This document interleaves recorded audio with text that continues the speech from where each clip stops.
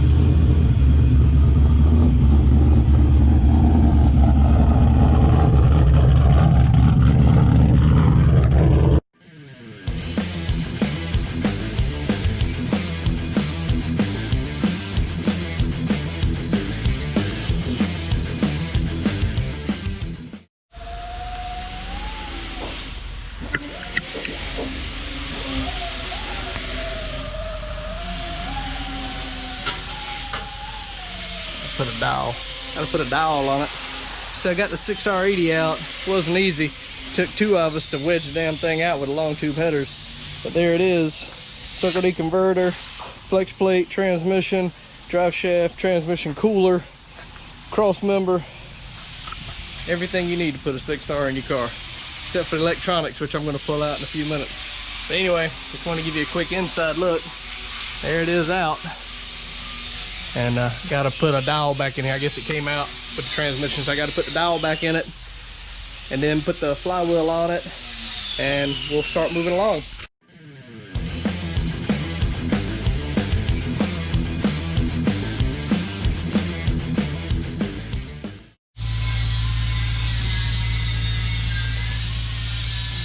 This is the pilot bearing.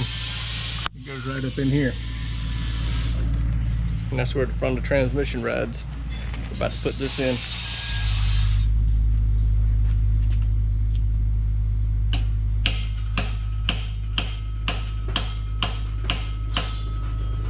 Alright, so this is the RXT Clutch. When you open the box, this disc is in the bottom. It's got a bottom, which means the bottom disc, and the flywheel side, which means that goes toward the flywheel. So, pull this out. And then we'll pop that in like so.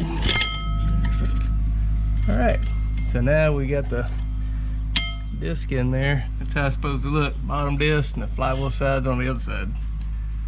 You gotta clean the flywheel, clean the oil off of it too with some brake clean, which I did. And now we'll take this apart and we'll start putting the floater on it and the rest of the disc. I almost forgot the dowel pins. They go in the flywheel. Right here, 1, 2, 3, and they look like this. So I got to tap those in, and it actually holds the floater plate here.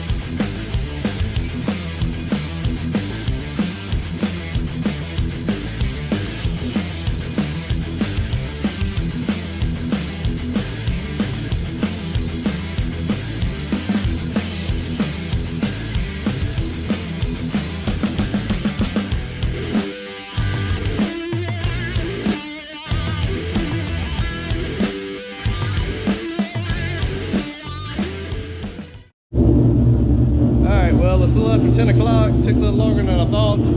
Had to modify the Bellhousing, other little things, looking for bolts and screws and washers. But it's running now. Caleb's about to adjust a tune on it.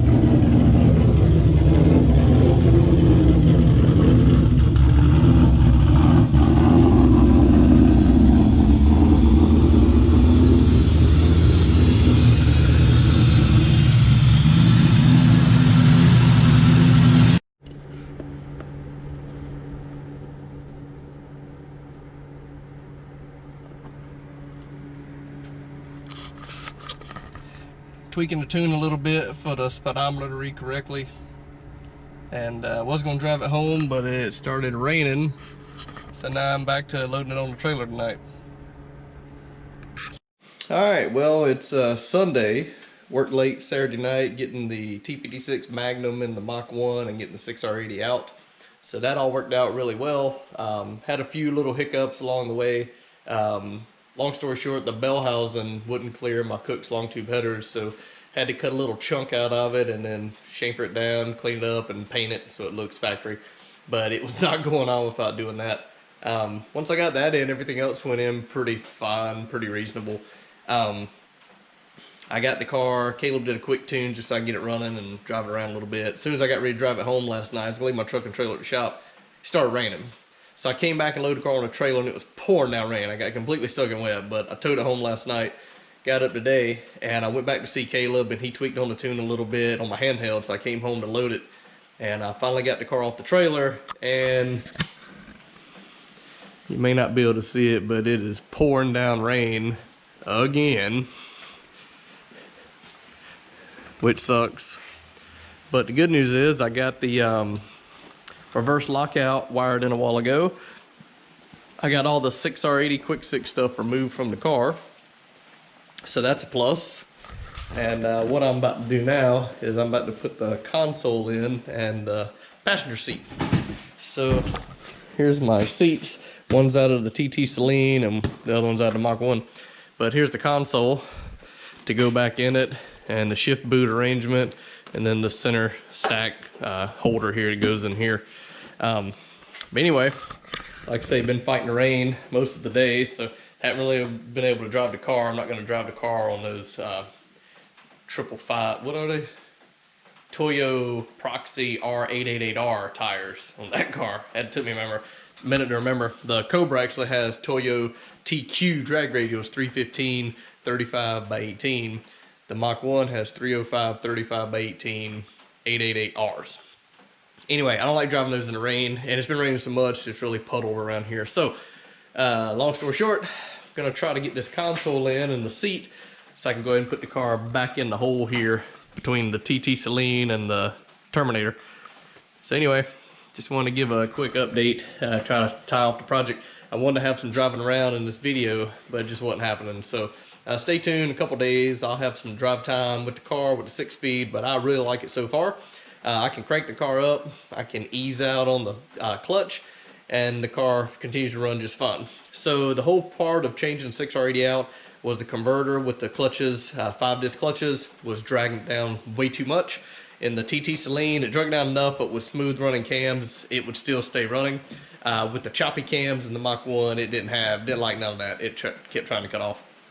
Worse when it was cold, a little better when it was warm, but even at a stop sign, I'd have to hold one foot on the brake and one on the gas to keep it running, which sucked. So now it's back to a 6-speed, but not any 6-speed, it's the Magnum with the McLeod RXT Clutch. So once I get about 500 miles on the motor and the transmission now, change all the fluids, and it'll be ready to go attack the track with it. So my goal is to go to the track with it. I got the VMP supercharger at 26 pounds of boost now. I'll go back and get Caleb to check on the dyno real quick with the 20, because that's 4 more pounds than what it had before the 6R. The 6R made right at 704 real horsepower on 22 pounds of boost, and that was the day it was brand new. And now with some break-in miles on it, and with the 6-speed and 4 more pounds of boost, I'm hoping it'll pick up 7,500 horsepower. We'll see. I don't know. Maybe, maybe not. But if it makes close to 800 horsepower, I'll be pretty happy with this little VMP. So anyway, stay tuned. We'll have some more videos later. I'll give you an update on the black car as well. Talk to you.